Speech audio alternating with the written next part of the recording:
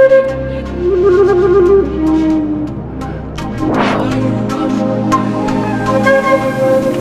my queens and kings. Welcome to Pharaoh Tarot. I'm Butterfly Williams, and I'll be serving up a moonwave reading for the waxing moon in Sagittarius. Welcome, welcome, welcome. What we do here at Pharaoh Tarot is channel ancestral wisdom for contemporary times through tarot and oracle card readings. If anything I'm about to say resonates with you, please like, share, subscribe, and comment. It really helps out the channel. I'm also available for personal readings, and if you'd like one of those, please drop me an email at the address provided in the description box below. I'd love to hear from you. All right, let's get going. Hello, my queens and kings. Welcome to the moonwave reading for the waxing moon in Sagittarius. This is a very empowering reading, so let's get going. The overall energy for the moonwave cycle is the Empress. This card is about social awareness and social empowerment. It's about bringing people together in alignment in ways that give birth to new ideas, new processes, new organizations, and even a new person. This is about being totally comfortable with all the elements of the physical world and aligning those elements in ways that bring social joy. I've been talking about lots of elements, and that means lots of choices, lots of potentials. Some of those potentials are good, some of those potentials are bad. There can be a feeling of confusion about which cup do I pick. Obviously, the choice we want to make is the one that brings in the Ace of Cups. This is a renewed feeling of joy, of love, of comfort. It's about accepting emotional support, and it's about giving emotional support. It's about situations that almost seem divinely guided to give you the support that you need. The Ace of Cups is always a divine gift. And it's looking like people in this situation, perhaps yourself, have the skills to make the most of the Ace of Cups, have the skills to bring in an Ace of Cups, new potential for joy and love and support. The Queen of Cups is a visionary who is accomplished in the arts of love and healing, who is beautiful, who is aesthetic, who is deeply, deeply creative and deeply nurturing. She knows how to nurture her own creativity. She knows how to nurture the creativity of others, to manifest that Ace of Cups, to navigate through all the choices, both good and bad, and to ultimately step into one's power as the Empress. Social alignment for social joy. Your overall advice is temperance. This is the card of magic, of alchemy, of deep transformation. And we get to deep transformation by being patient. We get to transformation by balancing the opposites, sifting back and forth between various choices, seeing what blends and what doesn't blend. And ultimately, the point of this is to step into our own individual success. I call this the All That card, the Nine of Pentacles. It's about having the great job, the great house, the great car. It's about being totally comfortable with the material world because one has mastered the arts of abundance. A key bit of advice here is to not let one's dissatisfaction with the choices in front of you, not let one's dissatisfaction with the pace of progress undermine the possibilities that are trying to come in. Instead, let's focus on being grateful for the home that we have, be grateful for the relationships that we have, and manifest that gratitude by celebrating what is already in our lives. This allows us to be patient and step into the magic of transformation. What's needing to be transformed? Well, here in the situation, we see that people are very anxiety-ridden. People are staying up late at night, being very worried about their financial situation, apparently. The Queen of Pentacles is clarifying the Nine of Swords. The Queen of Pentacles is about having a vision of abundance and knowing, how to manifest wealth in ways that are satisfying. If anxiety is showing up around this, then it means that vision is not fully manifesting here. And indeed, there's a lot of pressure to get going in the financial realm because we have the whip here.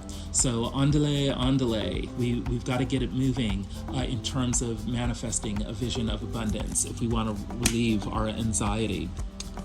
The upper world of the situation is death.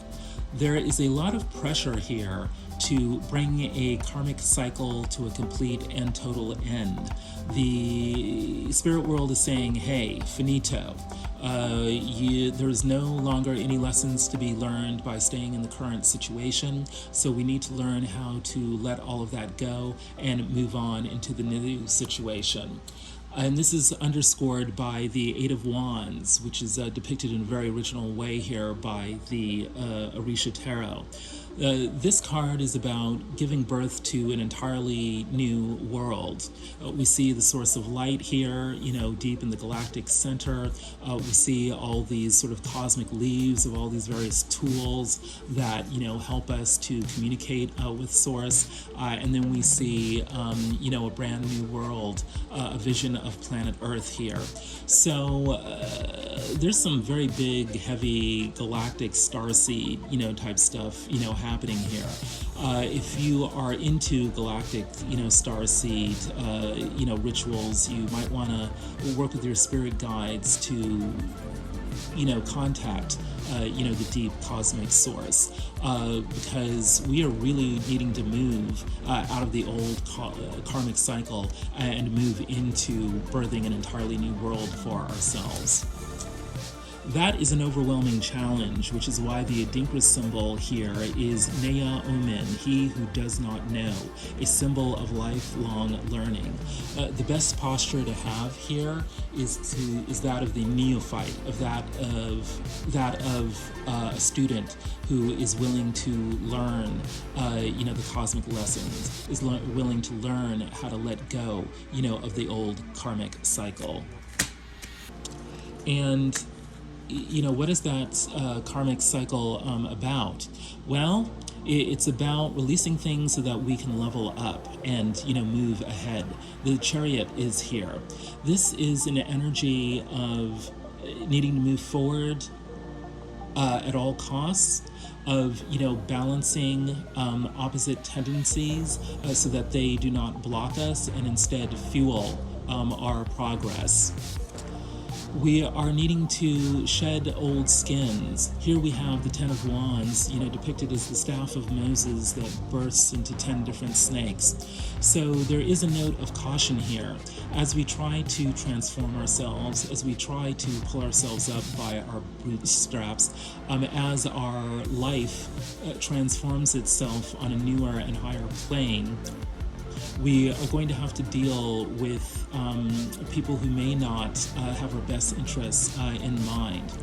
They may not want us to shed, an old skin. They might want to keep us trapped in old ways of being, thinking, and behaving. And a lot of that might have to do with our sexuality, sexual habits, and sexual attitudes. So we are leveling up out of an old way of life that was keeping us, constricted in old habits, and they might very much have to do with sexuality. What's going on with you directly? Happiness. You are full in with seeking your inner fulfillment. You very badly want to let out your inner child to romp and play in the sunlight. The key to your fulfillment as an adult is reconnecting with the inner child within so that you can rediscover and enjoy what brought you happiness when you were young. You're very protective of your inner child because we have the Mother of Knives or the Queen of Swords. You are not tolerating any BS. You're not taking any guff. You are learning to set boundaries that allow you the time and the energy and even the physical place to have fun and enjoy yourself. And also so that you can work on your self-esteem. Issues surrounding your self-worth are limiting what you can achieve. Improve your self-esteem. You can definitely do that because you've got the Queen of Swords energy and you've got the Sun energy, which is another card, another expression of self-esteem. What are the pressures that you are feeling right now? Yeah, you're very busy at work, you're very busy at home. The ancestors are telling me that there might be conflicts between what you need to do in your career and what you need to do in your home life. But you're learning to balance that. You're having a bit of a struggle with that. Sometimes you feel like you're out to sea, like this guy in a boat, you know, in the background. But you're very much wanting, needing, and will, you know, ground yourself, you know, on solid earth in terms of determining what your practical priorities are and setting them in order and doing your, you know, journaling and your calendaring and all of that allows you to, you know, prioritize in a way that is beneficial for you. What's getting in the way of this is bad memories of all the negative things that happened to you in the past. We've got the Ten of Swords here, you know, depicted as, you know, being daggered into a skull here. So part of the anxiety that you've been feeling is, you know, an obsession with, you know, all the evil things that were done to you in the past. And apparently not just by one person, but by, you know, groups of people. We need to learn to release that because guess what? We have Satis, the ancient Egyptian goddess of fertility and satisfaction. Satis was associated with the flooding of the Nile. So she represents an oncoming flood of abundance that is your birthright, and that is definitely going to be happening for you come hell or high water. She is associated with the number 7, so, you know, lucky 7, you know, might be important for you. Satis is very much the ancient Egyptian version of the Empress, so she's associated, you know, with birth and fertility and beauty and all of that good stuff. So, you know, as you're working on your self-esteem issues during this moonwave cycle, remember that you are fertile. Remember that you are deserving of abundance. Remember that satisfaction is your birthright and will be happening to you imminently.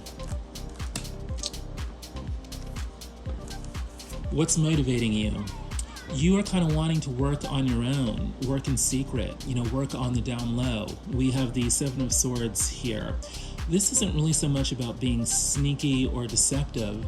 It's just that not everyone needs to know your business. You've been working very hard on gaining new knowledge, whether it's, you know, at work or in your personal life or even on the spiritual plane. And that's very much been a private process for you that, you know, would have been disturbed and perhaps even ruined if you had been sharing it, you know, with others. You have definitely been working to seek knowledge on the spiritual plane because we have the shaman here. This is the High Priestess in the Dust Onyx tarot. Beautifully portrayed with this blue crown. You are very much keeping to yourself in order to access, you know, the powers of your crown chakra. That is really becoming one, you know, with the divine, really listening for those messages from your spirit guides, really communing, you know, with your ancestors. And the whole point of this is to cultivate within you gratitude.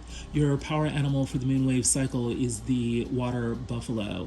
You are part of a greater whole. With determination and gratitude, prosperity and abundance will manifest. So ultimately, We know there are a bunch of challenges that you are dealing with, especially when it comes to dealing with certain negative things that happened in the past in the social realm. But here's the thing. By doing all this work on your own to connect with spirit, you are connecting with this greater whole. It's giving you the strength to, achieve your goals. It's making you realize that there is so much, in your life to already be grateful for. And you're realizing that you're just on the verge of achieving a whole new level of prosperity and abundance. What's going on with the other? And let's remember that the other could be what you think of other people, or it could be what other people think of you. Well, the other is really obsessed with justice. It's very interesting that you had the Two of Pentacles in your upper world, because that card is very much about balancing your priorities. Well, here we have, the scales to balance all the differing parties and all their different needs as they seek a judgment for what is right and true, which is what the Ace of Swords, represents in the Justice card. What is the thinking that we need to do in order to achieve a balance between the different contending parties here that manifests justice? And I'm hearing that there's definitely elements of social justice here. So there may be issues of, race, gender, sexuality, class that have to do with all the shenanigans that went on in the past. This other is very much concerned with, making the right kind of judgment that brings justice to all the negativity that went on. And we know there was negativity going on because we have Miss Robinson showing up from the Hoodoo Tarot. This represents the devil. Miss Robinson did some root work to get back at a person in town who was casting aspersions on her name and on her spiritual business. And that caused that other person's son to die, and that other person soon left town. She ended up getting her just desserts for spreading gossip and rumors, and making, Miss Robinson out to be some kind of evil devil, when in fact all she was doing was trying to help people and nurture their spirits. So what the other is thinking about is how to balance out the negativity that was spread by people who were gossiping and spreading rumors, about you. The other is listening and reflecting. Sometimes what a person needs is not a wise mind that speaks, but a patient heart that listens. So this other is listening and reflecting upon all the negativity that went on in the past with an eye to bringing some justice to the situation. And what are the pressures that, the other is feeling? Well, they need to make a choice. We have the Two of Brooms here, the Two of Wands. This choice is about choosing a path that will lead to abundance, fertility, and opening up a whole new world, versus choosing the path that is, ungrounded and leads nowhere. They are very much concerned with happiness, because here we have the Sun card again. The other is very much at a crossroads, and one path will lead to complete fulfillment and utter happiness, and the other path will lead nowhere. This is definitely putting the other in the position where they know that they have to create something. They know that they have to create a whole new world. We saw this coming up in the upper world of the situation, where we were seeing that the situation was calling forth, the opportunity to birth a whole new world. Well, Noom is one of the creator gods of ancient Egypt. He is the master craftsman, creator of form, organizing principle. He crafts the human body on his potter's wheel. Those of you who listened to the moonwave reading from last week will remember the story of Obatala, who is the creator of human form. Well, Noom is ancient Egypt's version of Obatala. Noom crafts the human body. He is responsible for, bringing form to any material form to any kind of idea that one might have. He's responsible for physical healing and physical and spiritual renewal. He's also responsible for connecting people, with their ancestors and their spirit guides so that they know how to manifest form and they can pick the right form that will allow their ideas to flourish. What's motivating the other? Well, they're not in any mood for any BS. We've had a number of double cards out on the tray. The Sun card. Now we have the Queen of Machetes, the Queen of Swords is here again. And it's interesting to note that both you and the other have the Sun card and the Queen of Swords. So what that means is that between you and the other this moonwave cycle, there is definitely a lot of resonance. There's definitely a relationship there. Who knows, the other might even be your soulmate this moonwave cycle. There might be, an air of fate or destiny in terms of meeting, working, and collaborating, with the other this moonwave cycle. But what you need to know is that they are not in the mood to tolerate BS any more than you are, because they've got the Queen of Machetes. They have fought some long, hard battles. They've gained some wisdom from that. And now what they are wanting to do is to bring in some good karma for you, for them, for everyone. We've got the Wheel of Fortune here.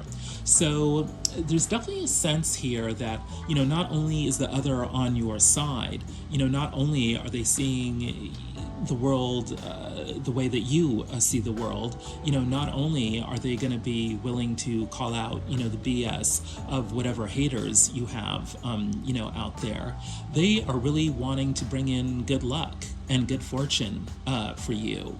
They're not, cutting out people left and right or cutting down people left and right just for the heck of it. They see this as not only doing what's right and what's just, but as, bringing in, the good fortune that is needed for all the people that are involved, and especially yourself. The goal of this is nurture. The waters run deep. Sometimes we get so caught up in an image of ourselves as wanting to help others, wanting to be the good person, wanting to do the righteous thing, that we forget to do the righteous thing for ourselves. We forget to nurture, ourselves because we're so busy nurturing others. What's interesting about the other this moonwave cycle is that they are going to see that you've tried to help others, but you haven't been able to help yourself. And they're going to want to be the person that brings in the good fortune that ends the BS. What is the ultimate outcome of this? Strength. You are developing poise and composure in the face of overwhelming challenges. The point of that is to make you into a star. You are finally going to get your wishes fulfilled, and in a very dramatic way. You are finally going to get the recognition that you deserve. You are finally going to be healed on very profound levels that give you the physical and the psychological strength, not only to carry on, to survive, but to thrive.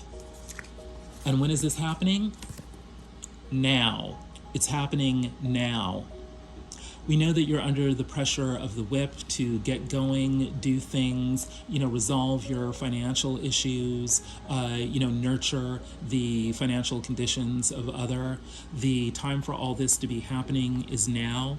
But know that, it's not only now or never for the actions you need to take, it's also going to be now or never for the great amount of abundance and healing that is about to flood into your life. All of this stuff isn't happening, 3 months from now. It's happening right now. What's in the upper world of the outcome? The Page of Pentacles. This is about, being introduced to some kind of new business opportunity. Perhaps it's about, landing a job. Perhaps it's about, learning or, going back to school, or, taking courses at the local small business administration.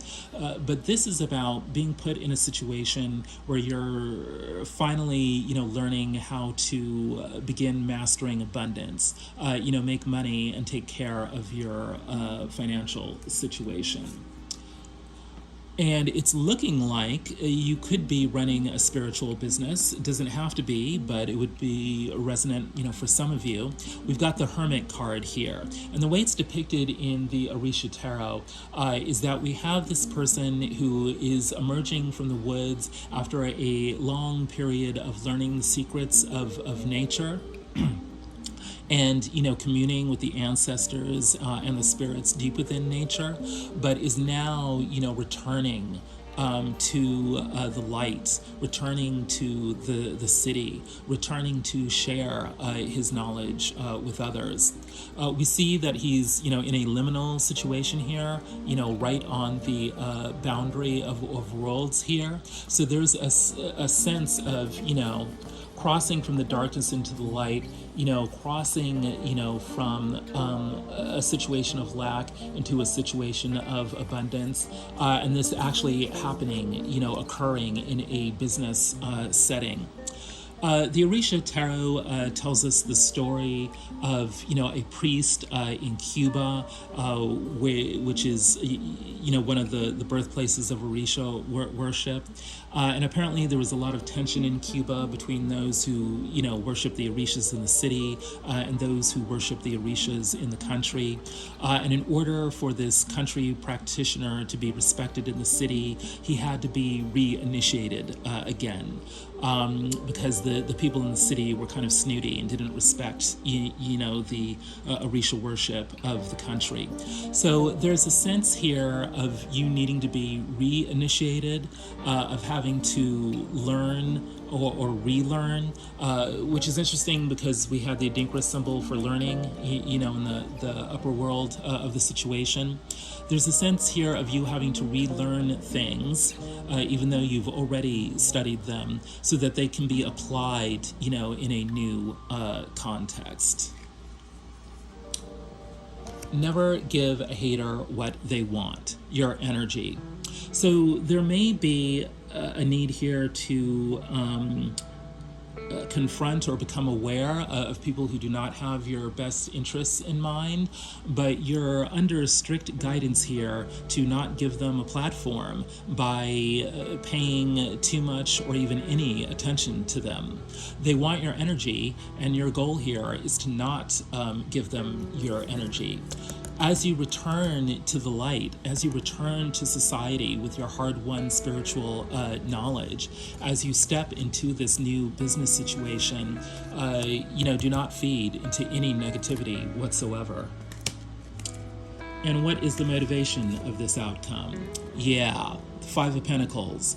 Escaping poverty, escaping abandonment. You are returning to the world of abundance. You are returning to the world of social acceptance. Why? Because it's divinely ordained by justice. It's interesting, we had, the Justice card show up in the middle world of the other, and now it's here again in the motivation of the outcome. So there's definitely a sense here of, people the ancestors, the spirit world, the various organizations that you're dealing with, converging into an alignment to bring justice into your life that is specifically about, healing your finances and your social relationships. Justice is just wonderfully depicted here in the Journey to Egypt tarot as a priestess, about to engage in a weighing of the heart ceremony. The ancient Egyptians believed that if your heart was light as a feather, which it would be if you had followed the precepts of Ma'at, the precepts of universal divine order and harmony. If your heart was as light as a feather, then you would gain access to the Valley of Paradise. That is a joyous afterlife. So there is very much a sense of this outcome is about delivering you, from the woods. A final bit of advice here, anger. Even though you are bursting inside, you need to remain calm. Dig deep and find the strength to activate the self-control that lies within you. We know you're dealing with anxiety because that's at the heart of the situation. We know that you have all the injustices of the past weighing very much, on your mind. But the advice here is not to cave into anger. Don't feed your haters, any energy. What you want to do instead is focus on your healing. You want to remain poised. You want to remain composed. You want to have faith that that flood of abundance is going to start flooding your life at any moment now. That's what you need to remember. Whew.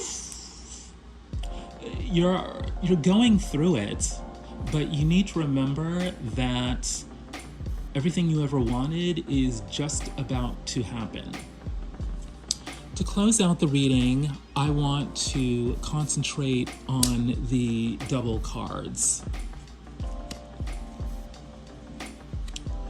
which actually I'm gonna keep it to the Ghetto Tarot. These three cards were the double cards.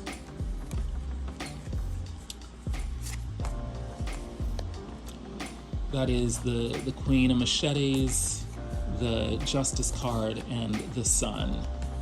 This is what's happening for you, this moonwave cycle. Yeah, you've endured some, heavy stuff. And because of that heavy stuff, you now have a certain amount of knowledge, and you've become much better at protecting yourself and speaking your piece and cutting out things that no longer serve you. That has been an initiation. And that initiation is going to bring in justice to your life. All the things that went down that harmed you, all the people that instigated all those things that harmed you are going to be brought to justice. Judgment time is here. The karma that they deserve has either already been enacted or it's going to be enacted very soon. You are going to experience the good karma that you have been denied, yet have been waiting for a very, very long time. And we know it's good karma because you got the sun in your middle world. You deserve to be happy. You deserve to have high self-esteem. You deserve to feel loved. And all of that is going to be happening right now. If any of this has resonated with you, please like, share, and subscribe. It really helps out the channel. If you would like a personal reading, I would love to help you out. Please drop me an email from the description box below.